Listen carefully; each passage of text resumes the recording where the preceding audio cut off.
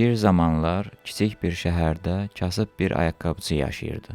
O, köhnə ayaqqabıları düzəldirdi və çox pulu yox idi.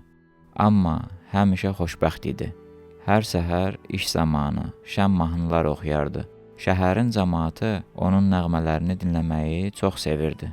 Elə həmin şəhərdə böyük malikanədə yaşayan çox varlı bir adam var idi.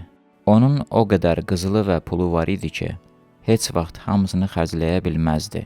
Amma buna baxmayaraq xoşbəxt deyildi. Hər gecə pulu oğurlanar deyə narahat olurdu və yatmaqda çətinlik çəkirdi. Bir axşam varlı adam ayaqqabıçının nəğməsini eşitdi və düşündü. Necə ola bilər ki, bu qədər kasıb adam bu qədər xoşbəxt olsun? Ertəsi gün o, ayaqqabıçının yanına gəldi və soruşdu. Sən niyə həmişə belə şən və xoşbəxtsən? Bunun sirri nədir? Ayaqqabıçı gülümsədi və dedi. Heç bir sir yoxdur, cənab. Mənim yemək üçün yetərincə pulum var və bu məni xoşbəxt edir. Varlı adam buna təəccübləndi. Necə ola bilər ki, bu adam az şeylə xoşbəxtdir, amma mən çox şeyə sahib olduğum halda kədərliyəm. O, ayaqqabıçını sınamaq qərarına gəldi. Bir torba qızıl gətirdi və dedi. Bunu bir hədiyyə kimi qəbul et. Sən çox zəhmətkeş adamsan və bundan daha yaxşısına layiqsən. Bu pul sənin həyatını asanlaşdıracaq. Ayaqqabıçı çox təəccübləndi. O, heç vaxt bu qədər qızıl görməmişdi. O, torbanı əlləri ilə sıxaraq sevindi. Ancaq həmin gecə ilk dəfə olaraq mahnı oxumadı. O, sadəcə oturdu və qızılın ona verdiyi hissi düşündü.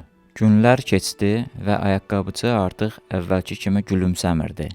O, qızılı kimsə tapar deyə qorxurdu. Torbanı gizlətdi, amma qorxudan yata bilmirdi. Əvvəllər xoşbəxt və qayğısız olan həyatını indi narahatlıq və qorxu bürümüşdü. Bir gün artıq dözə bilmədi. Torbanı götürüb varlı adamın evinə getdi. Cənab, o dedi, xahiş edirəm, bu qızılı geri götürün. O gündən bəri mən xoşbəxtliyimi itirmişəm. Daha nəğmələr oxumuram və daim qorxu içindəyəm. Mən varlı və narahat olmaqdan daha çox kasıb və xoşbəxt olmağı seçirəm. Varlı adam bir anlıq düşündü və başını tərpədərək razılaşdı. Sən mənə çox vacib bir dərs verdin.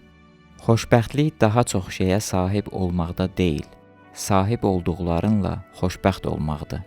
Ayaqqabıçı evinə qayıtdı və özünü yenidən azad hiss etdi. Həmin axşam şəhər onun şən nəğmələrini yenidən eşitdi.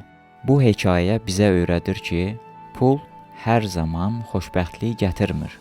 Həqiqi xoşbəxtlik sahib olduqlarımızdan zövq almaq və daha çox şey üçün narahat olmamaqdır.